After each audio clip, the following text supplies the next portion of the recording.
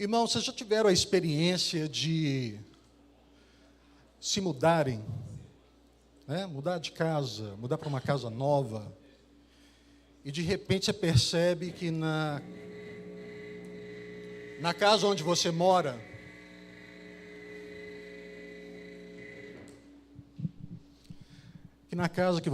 não tem mais nada para fazer? Tudo que você espera agora está na nova casa, né? Então, por exemplo, eu não vou... Tem uma coisa ali atrapalhada, tem uma parede ali que está suja, mas eu não vou me preocupar com isso, porque eu vou me mudar. Isso muitas vezes acontece conosco. Eu tenho um cunhado que mora nos Estados Unidos, ele é um pastor, um grande homem de Deus, um pastor piedoso, e ele decidiu se aposentar, e ele está voltando para o Brasil. E ele deve voltar a regressar essa semana. E essa semana eu estive conversando com ele. Falei, Rubens, e aí, como é que estão as coisas? Ele falou, olha, está tudo bem, nós estamos na expectativa. Só que eu não sei se vocês estão acompanhando as notícias, lá nos Estados Unidos, eles estão com uma grande tempestade, um grande frio, né, que está acontecendo por lá, então os voos foram cancelados. E aí eu perguntei para o Rubens, como é que você vai fazer? Porque ele me contou que ele já tinha vendido o carro. Então, ele não pode sair de casa, né? E aí eu falei assim, olha, e aí? Como é que vão ficar as coisas? Ele falou, olha, Rodrigo, não há mais nada o que fazer. O que eu tinha que fazer aqui já foi feito. A expectativa toda dele agora é da nova casa.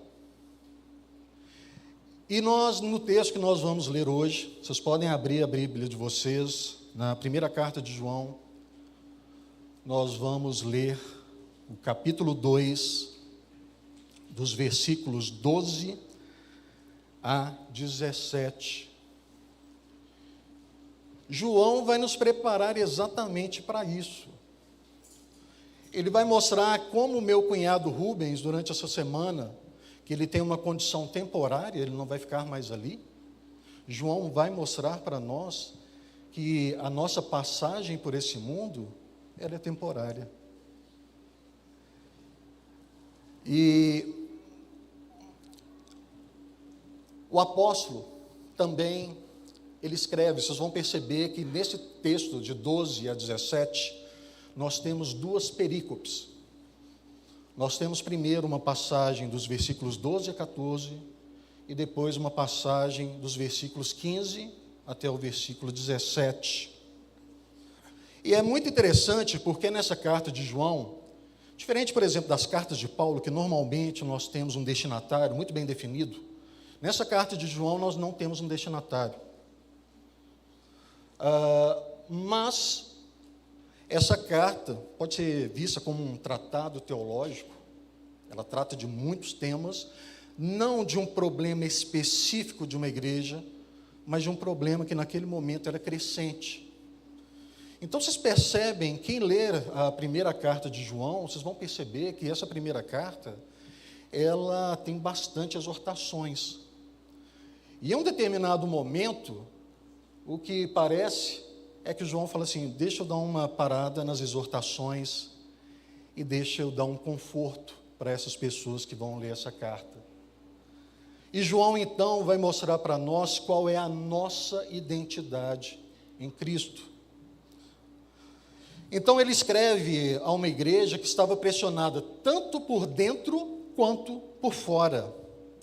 Por fora, essa igreja era pressionada com seduções, com perseguições, e por dentro, a pressão era dos falsos mestres que haviam saído do meio da igreja.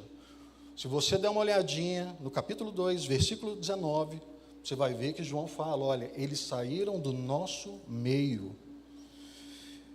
E esses homens estavam tentando confundir os crentes, negando a verdade sobre Cristo e relativizando uma vida de santidade.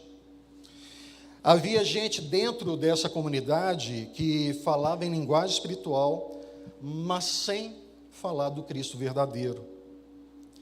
E essa é uma dor que é bastante confusa para a igreja, tanto daquele tempo, quanto para a igreja do nosso tempo. É uma ameaça que vem de dentro. É aquela ameaça quando o erro ele não parece um erro, ele só parece uma evolução ou uma novidade. Nessa carta que João escreve, ele apresenta 3 testes, 3 provas de autenticidade do verdadeiro cristão.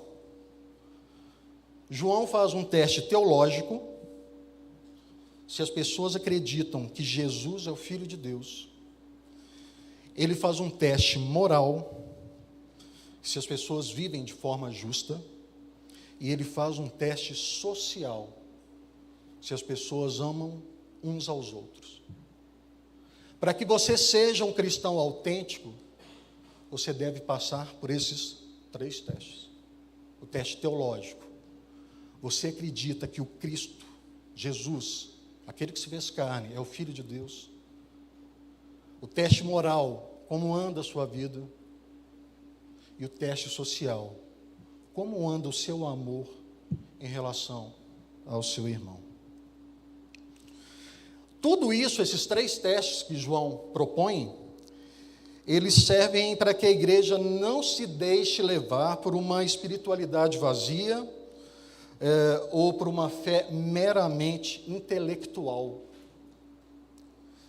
E diante desse cenário, então, João, já um apóstolo idoso em idade avançada, quando ele escreve essa passagem, na verdade, ele quer encorajar os crentes, assegurando a eles o que eles são e o que eles têm em Cristo, ao mesmo tempo que ele mostra como deve ser o relacionamento do cristão com o mundo. Então, com base nisso, nós vamos considerar 3 pontos. Primeiro ponto, a identidade do verdadeiro cristão. Quem nós somos? Nós veremos isso dos versículos 12 a 14. O segundo ponto, a rejeição ao mundo. O que é que nós não devemos amar? Nós veremos isso nos versículos 15 e 16. E por fim, a perspectiva da eternidade. Por que é que vale a pena amar a Deus? E nós veremos isso no versículo 17. Vamos fazer a leitura da palavra do Senhor. Filhinhos, escrevo a vocês, porque os seus pecados são perdoados por causa do nome de Jesus. Pais, escrevo a vocês, porque conhecem aquele que existe desde o princípio. Jovens, escrevo a vocês, porque vocês têm vencido o maligno. Filhinhos, escrevi a vocês porque conhecem o Pai. Pais, escrevi a vocês porque conhecem aquele que existe desde o princípio. Jovens, escrevi a vocês porque são fortes, e a palavra de Deus permanece em vocês, e vocês já venceram o inimigo, o maligno. Não amem o mundo nem as coisas que há no mundo. Se alguém amar o mundo, o amor do Pai não está nele. Porque tudo que há no mundo, os desejos da carne, os desejos dos olhos e a soberba da vida, não procede do Pai, mas procede do mundo. Ora, o mundo passa, bem como os seus desejos, mas aquele que faz a vontade de Deus permanece para sempre. Vamos orar? Pai, nós te agradecemos pela tua palavra, que é viva, eficaz e traz transformação àquele, ó Deus, cujo Espírito Santo impregna o Evangelho. Pai, é isso que eu te peço nessa manhã, que o Senhor abra as nossas mentes, para que nós possamos, ó Deus, aprender mais de Ti, que nós possamos, ó Deus, aplicar isso em nossas vidas, e que possamos, ó Deus, mostrar ao mundo quem nós somos e o que nós esperamos, ó Pai. Nós te agradecemos por tudo, em nome de Jesus. Amém. Irmãos, o primeiro trecho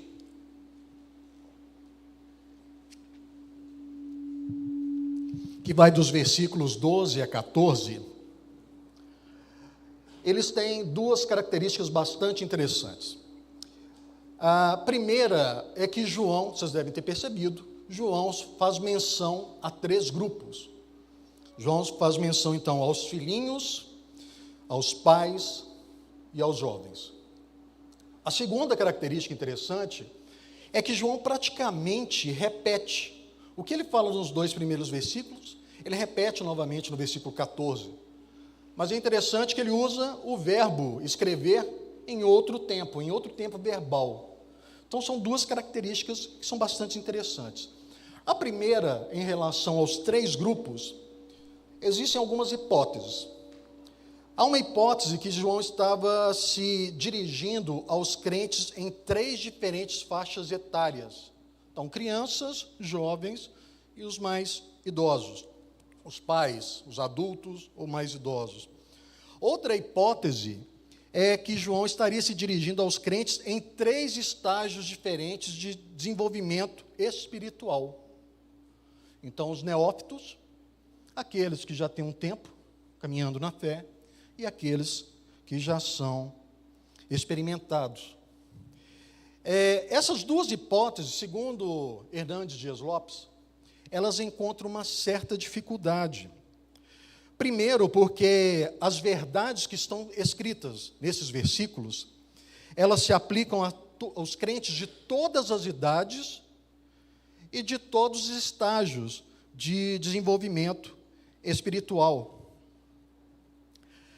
Para vocês terem uma ideia, só nessa epístola, por exemplo, quando João utiliza filhinhos, ele utiliza não apenas nesse trecho, mas ele utiliza mais 7 vezes nessa carta, utilizando 2 palavras gregas diferentes, mas que se referem a esse vocábulo filhinhos. A ideia que me vem quando a gente lê o filhinhos é que João, a gente já pensando nele como um apóstolo em idade mais avançada, ele escreve essa carta pensando ali nas suas ovelhas. É o carinho de um pastor pelas suas ovelhas. É um carinho de um pai ou de um avô pelos seus filhos e pelos seus netos. Então, daí esse carinho nas palavras, filhinhos. E como ele utiliza a palavra filhinhos em outras partes, a gente pode entender que essa palavra filhinhos, ela, na verdade, ela está sendo dirigida a toda a igreja. Outro fato que vai nos chamar a atenção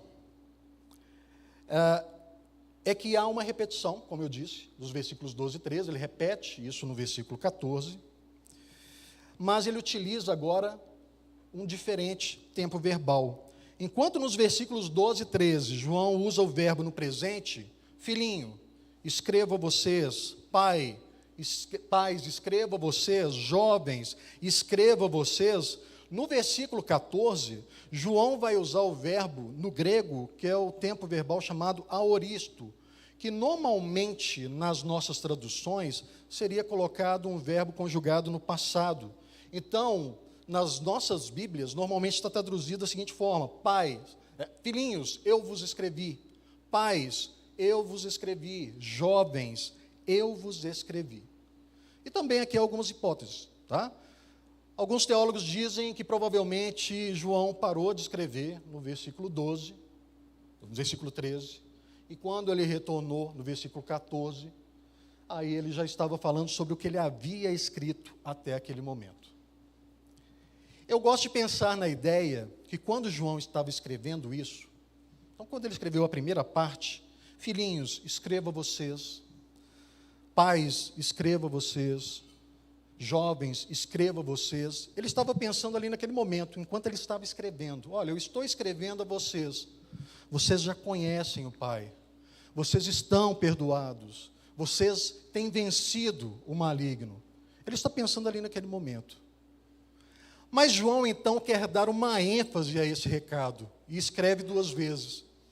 E na segunda vez, eu gosto de imaginar que João já está pensando do ponto de vista do leitor, de quem vai ler aquilo ali alguns dias depois, algumas semanas, alguns meses, alguns anos, ou como nós, 2 milênios depois, filhinhos, eu vos escrevi. Então João se coloca, né, naquela ideia, né, e olha, eu escrevi isso a vocês para mostrar, ele se colocando ali do ponto de vista do leitor. Mas apesar dessas duas coisas serem interessantes, na verdade o verbo que é importante aqui não é o verbo escrever. Existem 3 outros verbos que na verdade são mais importantes, que são os verbos perdoar, né? Nós vemos no versículo 12, porque os seus pecados são perdoados, o verbo conhecer e o verbo vencer. O principal desse texto, na verdade, está nessas 3 verdades que João vai colocar para nós. Nós temos aqui, então, 3 bênçãos que o verdadeiro cristão, ele tem em Cristo. Então, qual é a primeira bênção? A primeira bênção é: o cristão tem perdão dos seus pecados, pelo nome de Jesus. Vamos ler de novo o versículo 12. Filhinhos, escrevo a vocês, porque os seus pecados são perdoados por causa do nome de Jesus. Irmãos, aqueles que creem em Jesus, eles estão perdoados, por causa do nome de Jesus. A dívida foi paga, os seus pecados eles foram cancelados. E se nós voltarmos um pouco no texto e nós lermos o versículo 9, no capítulo 1, ele vai dizer o seguinte: se confessarmos os nossos pecados, ele é fiel e justo para nos perdoar os pecados e nos purificar de toda injustiça. E se nós prosseguirmos um pouco, vejam que João o tempo todo, o raciocínio dele é muito amarrado. Se nós prosseguirmos um pouco, no capítulo 2, nos versículos 1 e 2, nós vamos ter uma declaração de João, que é a seguinte: meus filhinhos, escrevo-lhe essas coisas para que vocês não pequem. Mas se alguém pecar, temos advogado junto ao Pai, Jesus Cristo, o justo, e ele é a propiciação pelos nossos pecados. Irmãos, escrevo a vocês porque os seus pecados são perdoados. Os seus pecados foram perdoados. Os seus pecados continuam sendo perdoados. Os pecados que você cometer, eles serão perdoados. E João vai utilizar uma palavra que talvez seja, no nosso contexto evangélico, talvez um pouco mais comum, mas no nosso contexto do dia a dia, uma palavra um pouco diferente, que é a palavra propiciação. Ele declara que Jesus é propiciação pelos nossos pecados. E o que é essa propiciação?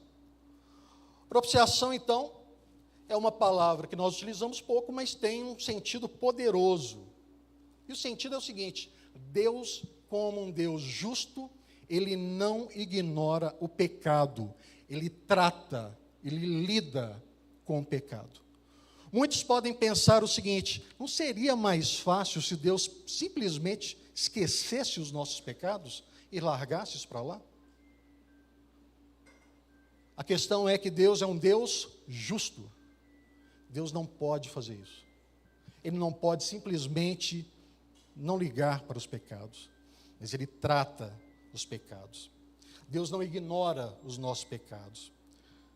Quando nós pecamos, isso não é apenas um deslize. Nós temos culpa, há uma barreira real entre Deus e o homem, e a justiça de Deus, ela é contra o pecado. Se Deus é um Deus justo, ele não pode simplesmente fingir que nada aconteceu, pois isso não seria justiça. Então o Evangelho vai dizer algo muito impressionante para todos nós. O próprio Deus providenciou a solução para o problema, da mesma forma que Deus providenciou o cordeiro, quando Abraão ia sacrificar o seu filho. Em Jesus, na cruz, o pecado foi tratado de modo verdadeiro e justo. Ele não foi varrido para debaixo do tapete. Deus não simplesmente, olha, tudo bem, vou jogar os pecados do Rodrigo aqui, vamos esquecer deles. Não. Deus deu a solução. Por isso Deus pode perdoar sem negar a justiça e pode nos receber sem que a culpa continue em aberto. Propiciação é o ato pelo qual Deus lida com os nossos pecados de modo justo, removendo a nossa culpa, quebrando a barreira que há entre nós e então nos reconciliando com Ele. Ou seja, nós não temos os nossos pecados varridos para debaixo do tapete. Nós temos os nossos pecados cancelados. A nossa culpa não continua em aberto. A nossa dívida foi paga. Mas por qual motivo os nossos pecados foram perdoados? Porque eu sou bonzinho? Porque eu mereço perdão dos meus pecados? De forma alguma. Nossos pecados, eles são perdoados, e João deixa isso bem claro, por causa do nome de Jesus. Os nossos pecados não são perdoados pelas nossas obras, eles são perdoados pela obra de Cristo na cruz. E aí João fala de uma segunda bênção. A segunda bênção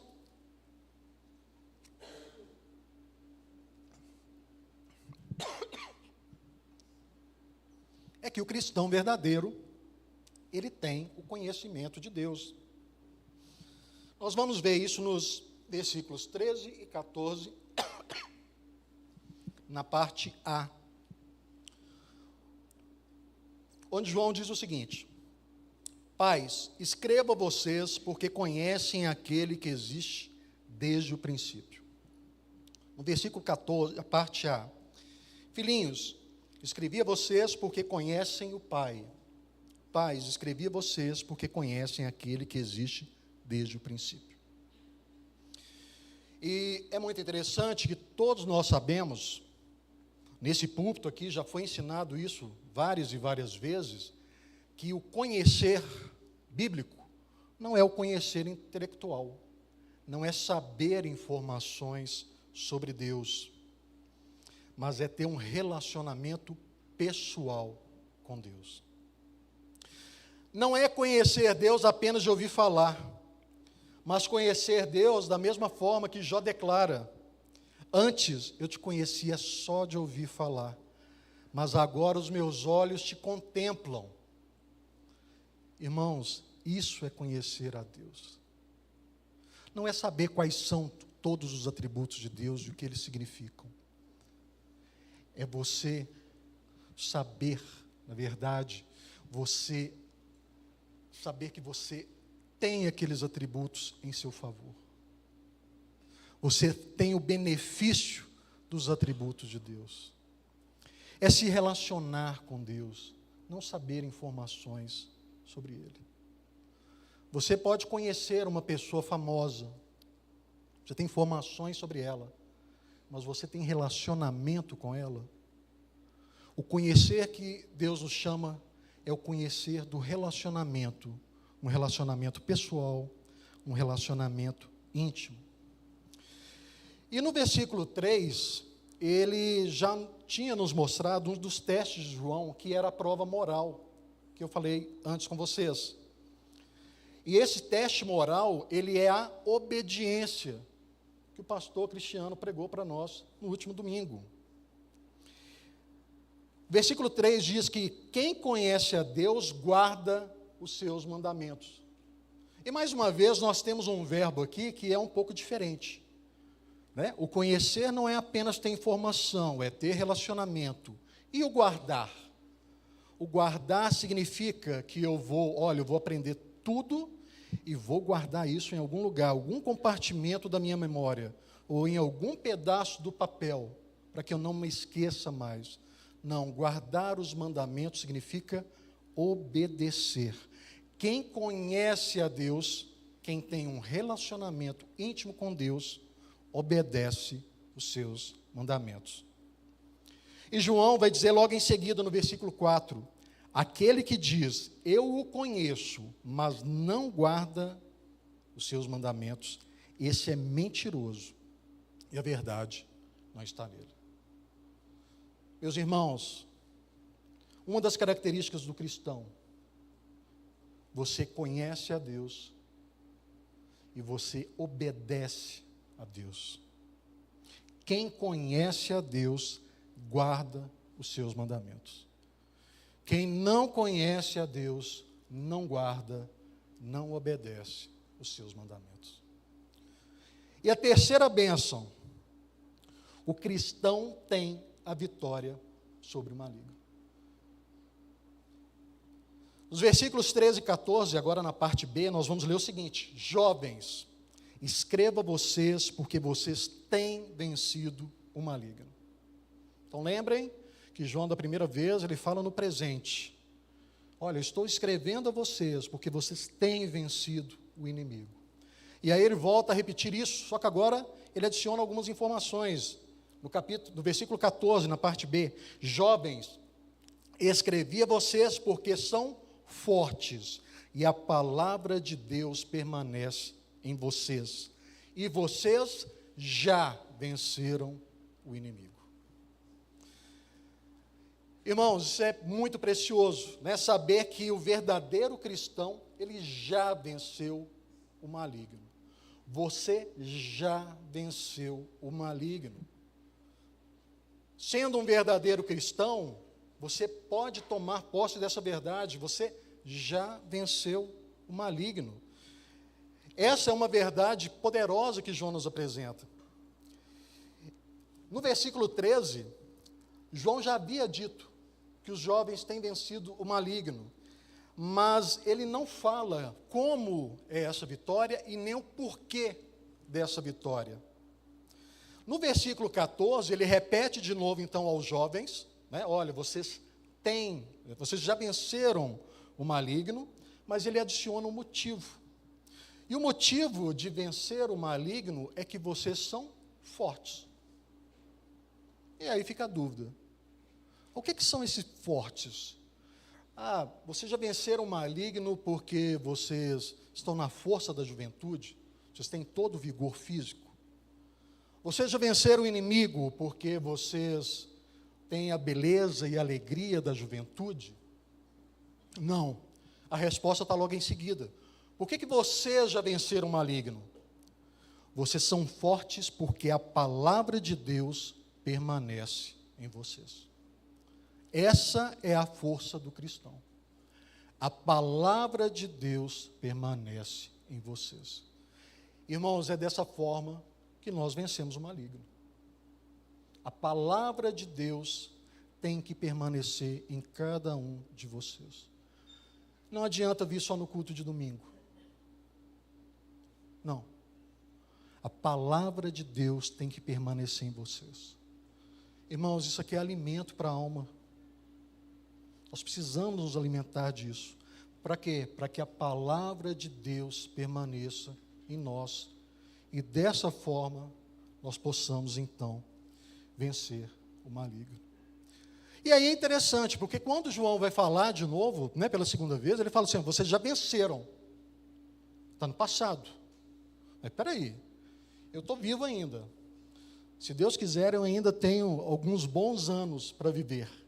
Quer dizer que eu não vou ter mais lutas e provações? Quer dizer que o inimigo não vai mais tentar me vencer? Não é isso, né? Então, como assim eu já venci o maligno, se eu ainda tenho uma vida inteira de lutas e batalhas pela frente? A resposta ela está no final do versículo 5 e no versículo 6, onde João diz o seguinte: nisto sabemos que estamos nele. Quem diz que permanece nele, esse também deve andar assim como ele andou. Irmãos, o segredo é que você deve estar em Cristo. Você deve permanecer em Cristo. A vitória sobre o maligno é para aqueles que estão enxertados em Cristo. Porque, na verdade, a vitória não é nossa. Não há nada que nós possamos fazer que a gente consiga vencer o maligno. A vitória sobre o maligno, na verdade, foi conquistada por Cristo. E aquele que está enxertado em Cristo tem essa vitória. Então nós precisamos estar em Cristo. Nós precisamos permanecer em Cristo.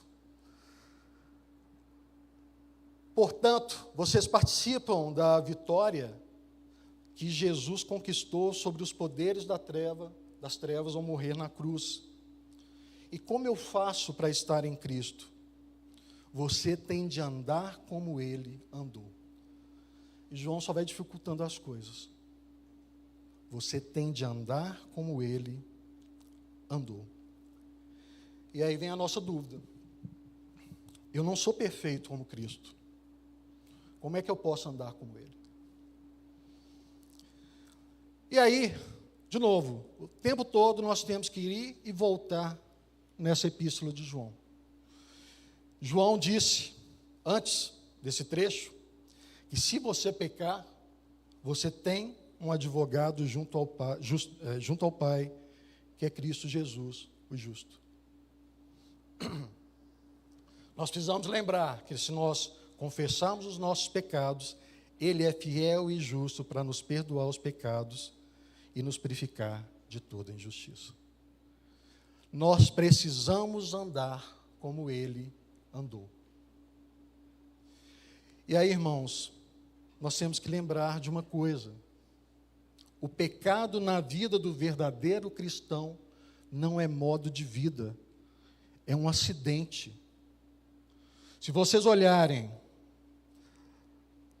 nós temos aqui no versículo 1, capítulo 2, versículo 1. Mas se alguém pecar, temos advogado junto ao Pai. João está usando uma condicional. Se alguém pecar, não é quando alguém pecar. E aí uma verdade poderosa que às vezes nós nos esquecemos. Uma vez que nós somos regenerados pelo Espírito Santo, nós podemos não pecar. E o cristão muitas vezes esquece disso. O cristão muitas vezes ele só se lembra o seguinte: se eu pecar, eu tenho advogado junto ao Pai. E se eu confessar os meus pecados, Ele é fiel e justo para nos perdoar. Mas você se esquece que é uma condicional, é se você pecar, não é quando você pecar. O crente consegue não pecar, não é pela sua força, mas pelo poder daquele que opera em você, é pelo poder do Espírito Santo. Nós temos que parar com essa ideia. Olha, o pecado vai acontecer. Irmãos, novamente, pecado é acidente, não é estilo de vida. Eu não preciso ficar horrorizado se eu pecar, porque eu tenho um advogado. E eu posso confessar os meus pecados ao Pai. Mas nós acabamos de ver que esse pecado, ele pode, na verdade, não acontecer. Se você pecar, você tem um advogado junto ao Pai. Quer dizer, então, que eu posso ficar despreocupado com esse pecado, né? Muita gente acha que por conta de nós termos segurança na salvação, que é uma das nossas doutrinas, que nós então podemos pecar, né? Olha, sem problema. E a resposta para isso é um sonoro não. João escreveu, né? Meus filhinhos, escrevo-lhe essas coisas para que vocês não pequem. Escrevo essas coisas para que vocês não pequem. Pare de viver a sua vida como se você fosse pecar. Você, através do Espírito Santo, você pode não pecar. João, então, define isso como a nossa identidade. A nossa identidade como cristão. Nós somos perdoados, glória a Deus por isso. Nós conhecemos o Pai e nós já vencemos o maligno porque nós estamos enxertados em Cristo. Mas então, João, depois de nos confortar de certa forma, ele agora vai nos trazer uma nova advertência. E aí nós passamos para a segunda parte do texto, que são os versículos 15 a 17, que vai dizer o seguinte: não amem o mundo, nem as coisas que há no mundo. Se alguém amar o mundo, o amor do Pai não está nele. Porque tudo que é no mundo, os desejos da carne, os desejos dos olhos e a soberba da vida, não procede do Pai, mas procede do mundo. Ora, o mundo passa, bem como os seus desejos, mas aquele que faz a vontade de Deus permanece para sempre.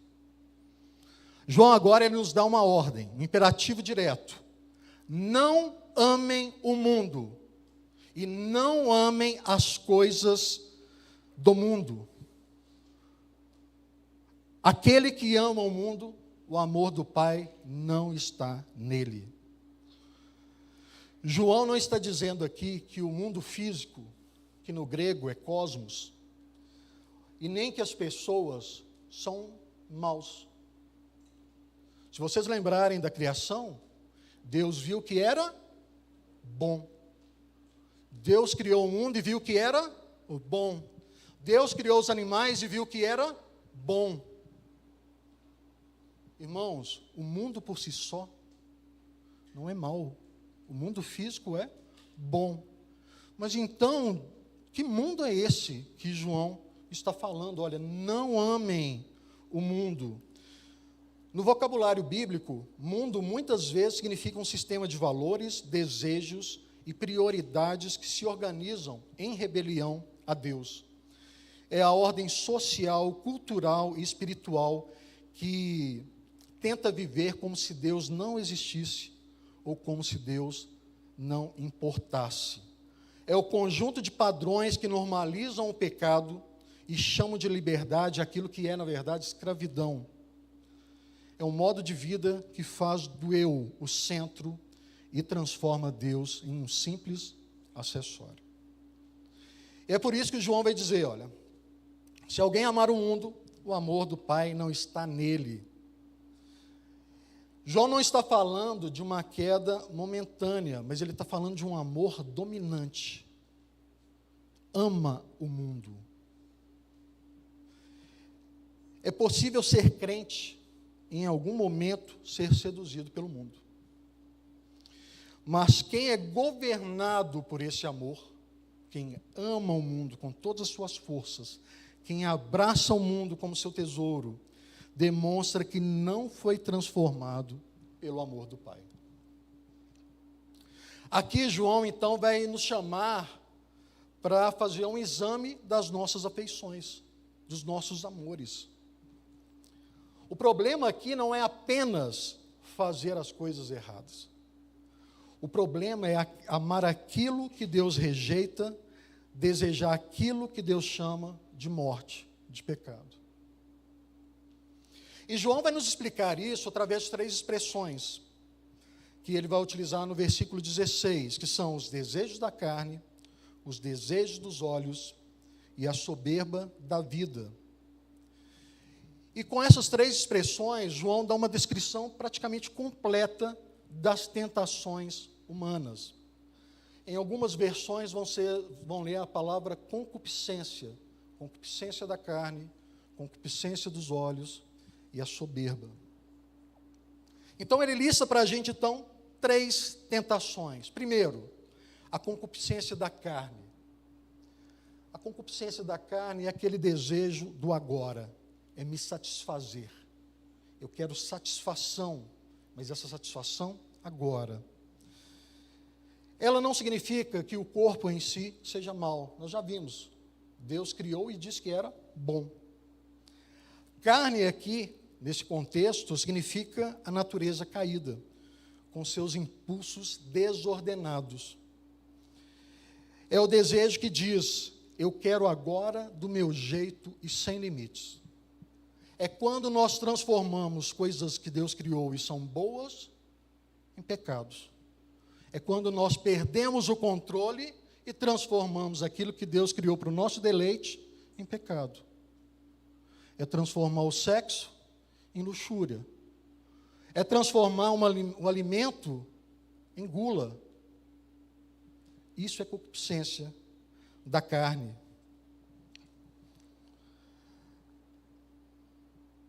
A segunda coisa que João vai nos alertar é sobre a concupiscência dos olhos. A concupiscência dos olhos é aquilo que nós desejamos, é aquilo que a gente quer ter.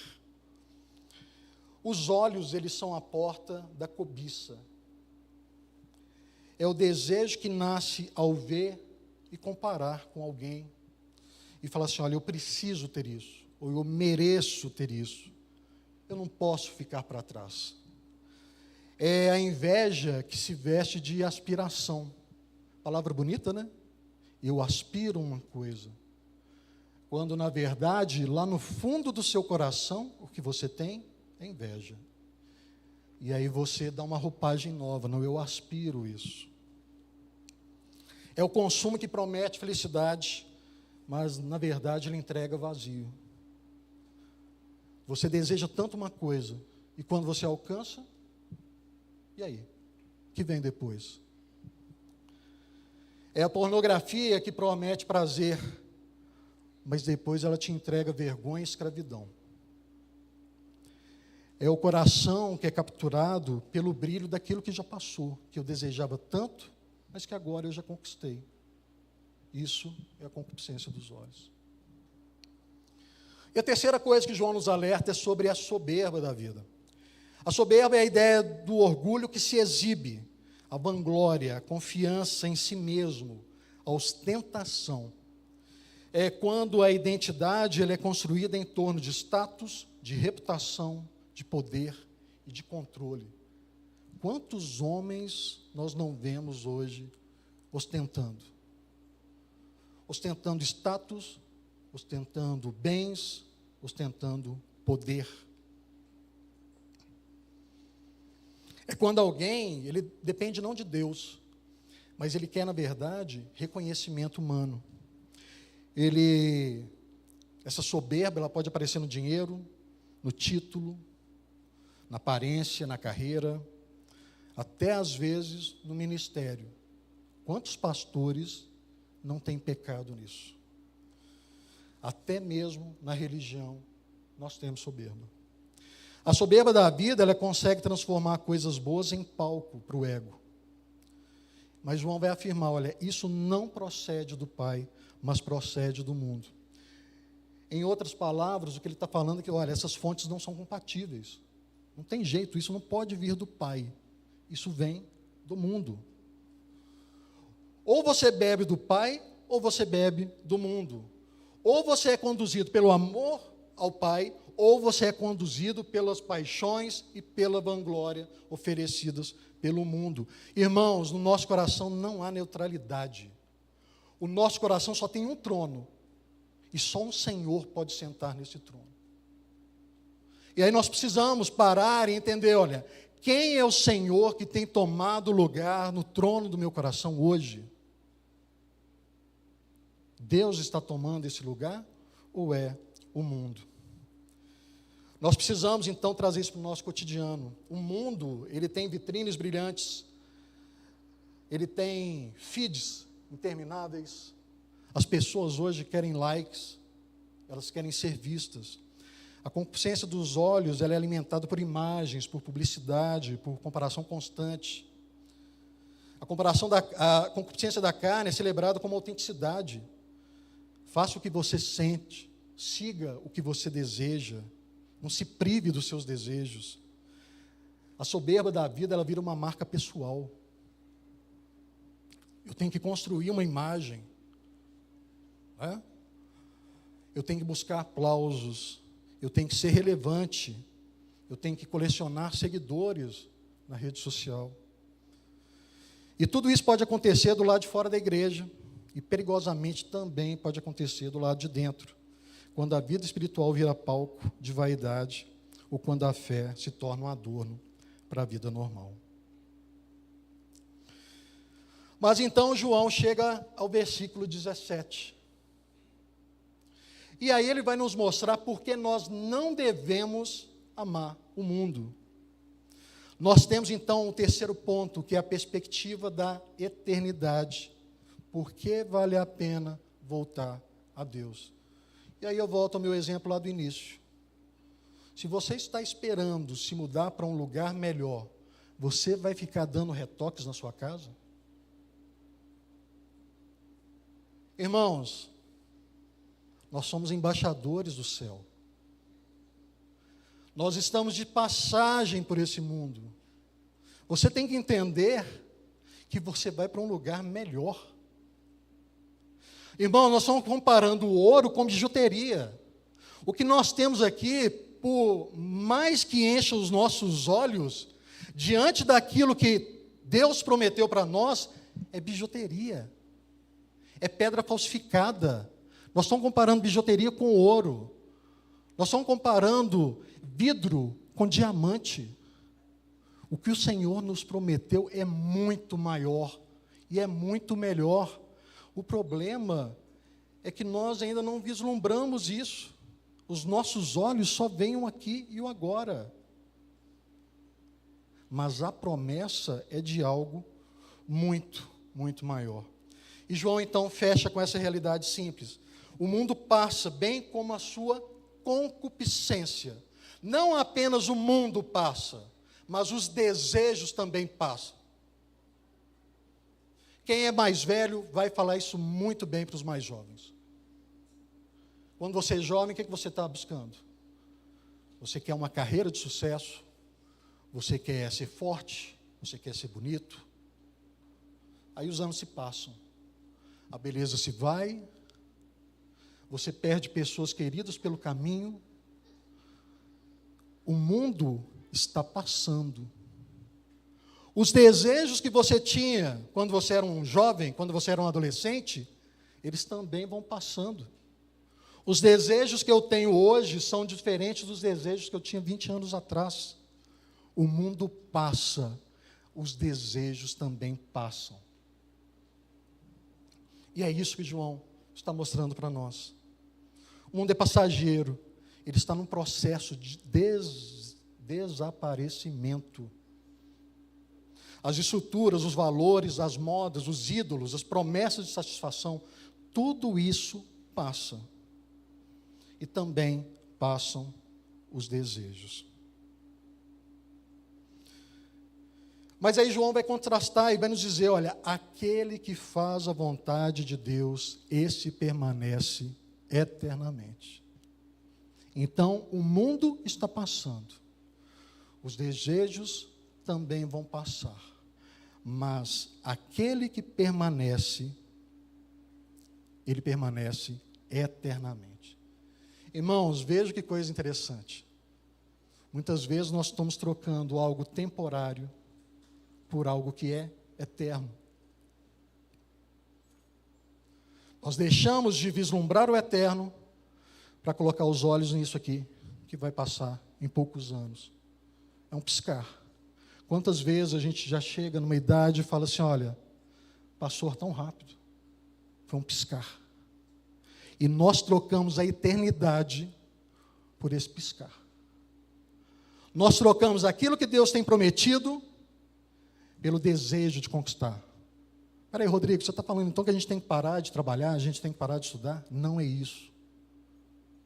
Nós temos na teologia reformada algo que é chamado de mandato cultural.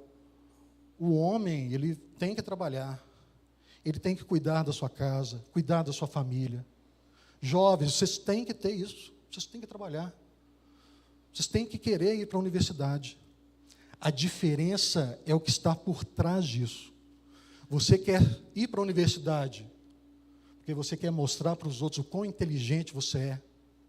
Você vai querer uma carreira sucedida para mostrar para os outros que você conseguiu comprar um carro zero, importado, ou você faz isso para a glória de Deus?